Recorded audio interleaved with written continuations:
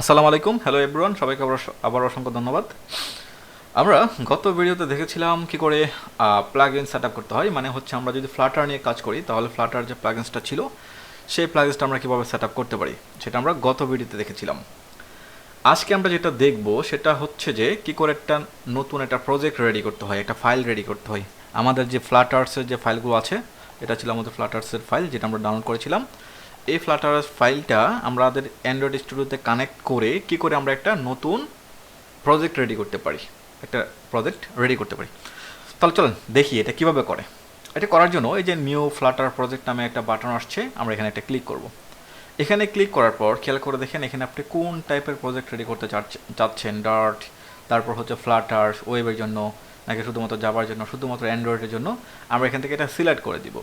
যেহেতু আমরা ফ্লাটার নিয়ে কাজ করতেছি, ক্রস প্ল্যাটফর্ম ফ্লাটার নিয়ে কাজ করতেছি, তো আমাদেরকে কী করতে হবে, ফ্লাটারটাকে সিলেক্ট করে দিতে হবে। ফ্লাটারটাকে সিলেক্ট করে দেওয়ার পর ফ্লাটারের যে ফাইলটা ছিল, ফাইল ফোল্ডারটা ছিল, ওই ফাইল ফোল্ডারটাকে আমাকে কী করতে হবে, ডিক্লেয়ার করে দিতে হবে যে আমার হচ্ছে এটা ফ্লাটারের ফাইলটা।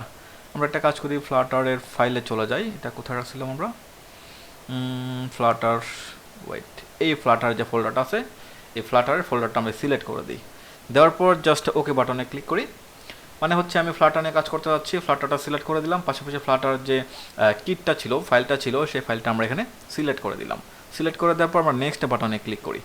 নেক্সট বাটনে ক্লিক করার পর খেয়াল করে দেখেন এখানে আরেকটা উইন্ডো আসছে, যেখানে আমাদের বলতেছে প্রজেক্ট নেম দেওয়ার জন্য। আমরা এখানে একটা প্রজেক্ট নেম দিতে পারবো। প্রজেক্ট নেম দিতে পারি আমরা অ্যাপস, জাস্ট অ্যাপস নামে একটা প্রজেক্ট নেম দিলাম।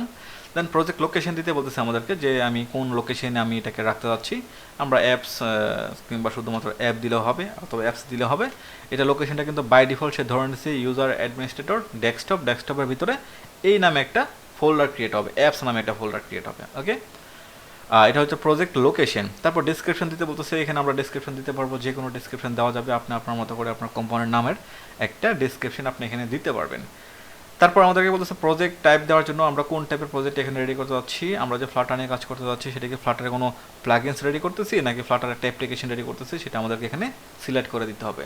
তারপর হচ্ছে অর্গানাইজেশন। অর্গানাইজেশনটা খুব ইম্পর্টেন্ট। অর্গানাইজেশনটা হচ্ছে যে আমরা যদি ধরেন একটা কাজ করি, অ্যান্ড্রয়েড প্লে স্টোরে আসলাম। প্লে স্টোরে আসার পর এখানে তো আমরা অনেকগুলো সফটওয়্যার পাবো। অনেকগুলো সফটওয়্যার পেলে এই অর্গানাইজেশন নামটা কোত্থেকে আসে আমরা সেটা দেখি। অ্যাপসে চলে যাই একটু।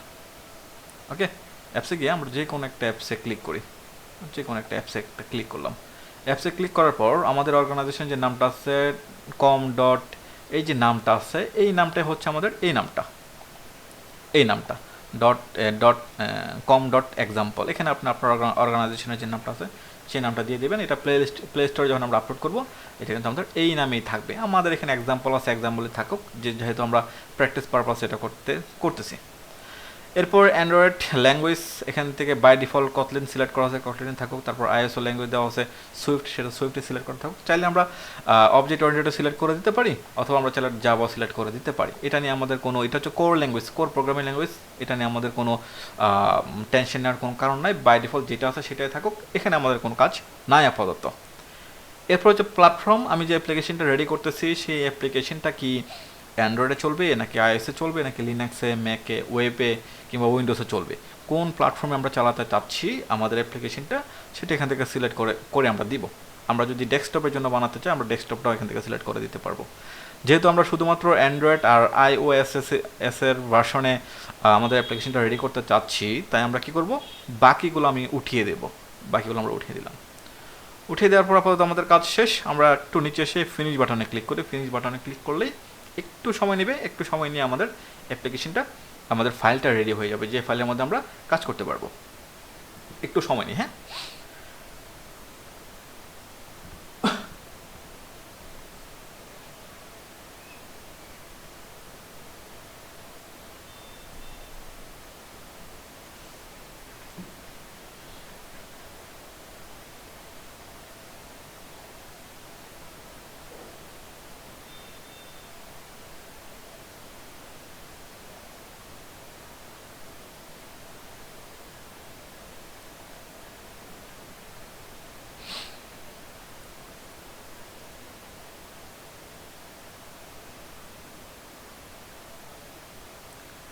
এই যে আমাদের পুরো ফাইলটা কিন্তু এখানে চলে আসছে। আমরা কিন্তু এখান থেকে আমরা কিন্তু এখান থেকে আমাদের পুরো ফাইলটা কিন্তু দেখতে পারতেছি, পুরো ফাইলটা কিন্তু আমরা এখানে দেখতে পাচ্ছি, একদম ফুল যে ফাইল আছে সেটা কিন্তু এখানে চলে আসছে। এই অ্যাপস নামে যে ফোল্ডারটা ক্রিয়েট করেছিলাম সেই অ্যাপস ফোল্ডারটা কিন্তু আমাদের এখানে চলে আসছে, তাই না? খুব সুন্দর সুন্দর করে আমরা দেখতে পাচ্ছি। পাশাপাশি আমাদের যে ডেস্কটপে যে অ্যাপস ফোল্ডারটা ক্রিয়েট হয়েছে, দেখেন ডেস্কটপে কিন্তু আমাদের এখানে একটা অ্যাপস ফোল্ডার ক্রিয়েট হয়েছে, সেটাও কিন্তু এখানে চলে আসছে।